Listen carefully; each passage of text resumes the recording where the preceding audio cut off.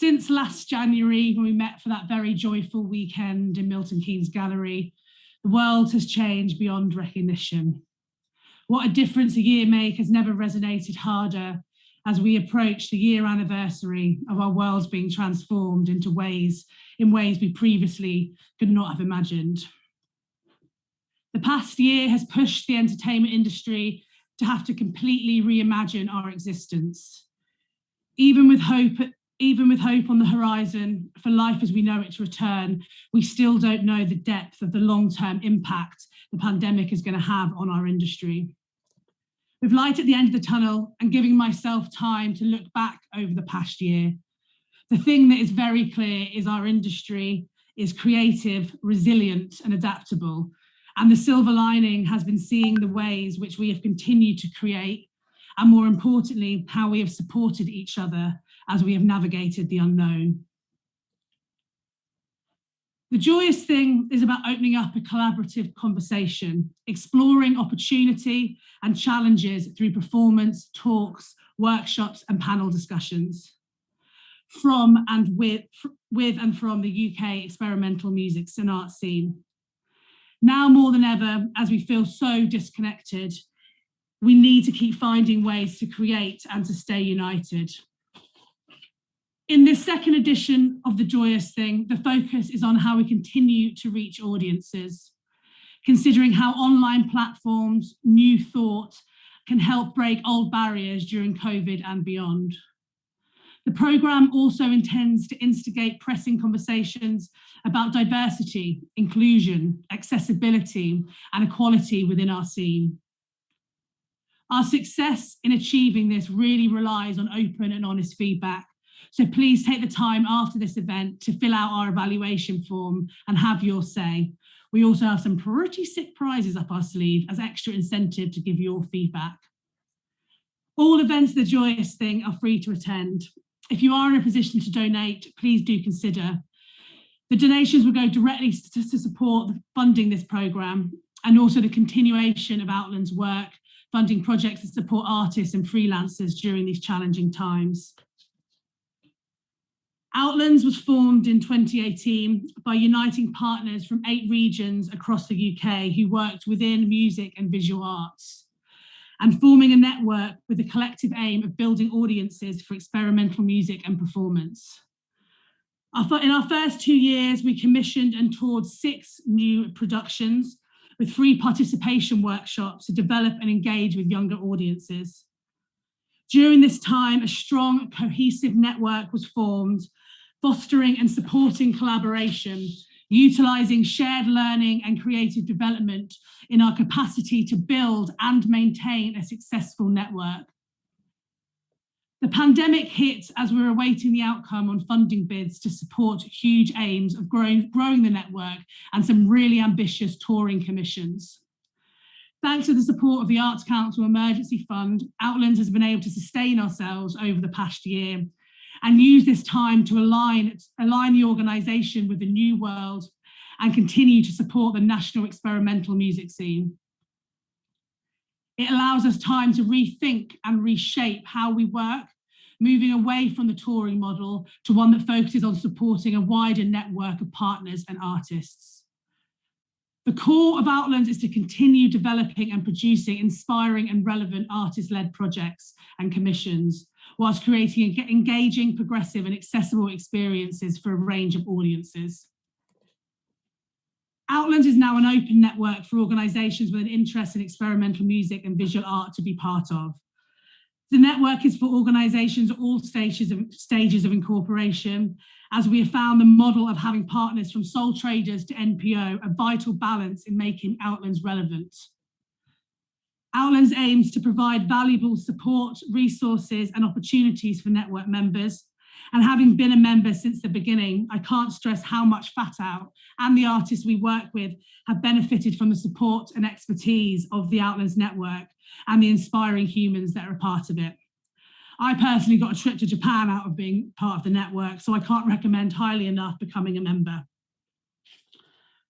Although there is nothing we want more than to have the live experience again and be in a room surrounded by people, The pandemic has forced us to utilise the digital realm and pushed us creatively to think how we can use these platforms to produce new work and keep artists creating.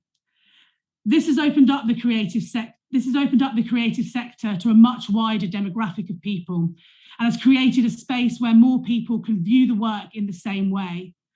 It has also made us reevaluate our environmental impact and how we can use the digital advances we have made as an industry because of the pandemic to reduce this impact in the future. Samabita are currently embarking on our first international and digital residency with 3 artists from Manchester, Liverpool and Tokyo, partnering with organisations in each area to see the possibilities of international artist collaboration during the pandemic. The learning from this experience is really vital to me to explore not only how collaboration can happen with physical disconnection, but also how as organisations we can creatively think about minimising our environmental impact through continuing to utilise the digital form. Post-pandemic, when events as we know it return, I think it is important to still connect with this digital platform and remember the positive accessibility and also how we can utilise the communication methods we have endured during the past year to help with the environmental pandemic that must not be ignored. I am in no means saying I don't want to return to that connection you have in physical spaces or the beauty of international touring, but I do want to take forward the benefits of the digital education I have got over the past year and utilise it not only to benefit a wider demographic of people who may not be able to attend in-person shows, but also to think about how we can reduce the environmental impact of the events industry as a whole. So, what have we got coming up on the next 2 days? My personal recommendations include rewatching the Pretty Grim performance, which will be coming up first on tonight's programme. Entitled My Whole World is Coming Apart, it was filmed by Impa TV and produced during their Fat Out Fest residency at Islington Mill in October 2020. It sees the Birmingham trio collaborate with poet Samir Saunders and drag queen Black Pepper, and the performance is incredible and I highly recommend you stay tuned and watch it next. The premiere of Klein Stadium is definitely unmissable, and this is a completely new commission by the Outlands network and sees Klein collaborating with London-based actor and grime vocalist MIC. This is our featured commission. The video is available between 9 and 10 tonight only. It is a 360-degree video, so you can interact and move around the room using your mouse or by rotating your smartphone. Tomorrow, the Juicy Boys are doing a quiz, and I've had a sneak preview, and all I can say is it is cinematic genius in the form of a quiz, so do not miss that. And of course, tonight you need to join Club Clam and DJ Terra Wogan for the after party from 11 o'clock. I instruct you to turn up your heating so high that when you're dancing around the kitchen and getting down to some serious dancehall, you'll get a proper sweat on and get the full Club Clam experience. Tomorrow, we invite you all for a brew and some cake and to be part of the conversation. Please sign up to the tea and cake room and join the Zoom call and have the opportunity to have some relaxed, informal, virtual, face-to-face conversations with the attendees and the artists that are performing. I want to take this opportunity to thank the Arts Council, not only for funding the Joyous Thing 2 and supporting Fat Out and Outlands in the emergency grant, but also for their continued support of the cultural sector throughout the pandemic. I would like to give special thanks to our relationship managers, Amelie Braden and Chloe Brooks. And we'd also like to thank the Dilla War Pavilion and Pippa Moore for their support of Outlands from its inception and to sustain ourselves through the pandemic. As I mentioned before, the Joyous Thing programme is free to attend. So if you are in a position to, please consider making a donation.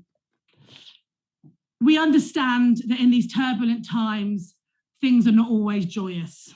Yet we believe we can work together as allies to face the challenges and support in supportive, creative and exciting ways. And this weekend is where some of that joy begins. So until we can all meet again, please sit back and enjoy the next 2 days of Outlands magic.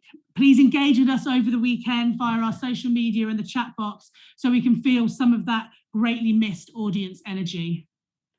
Join the conversation, have a dance around your kitchen, and let's imagine all being in this weird parallel universe together, that even though we are not touching, we can still feel the love and share the joyous creativity.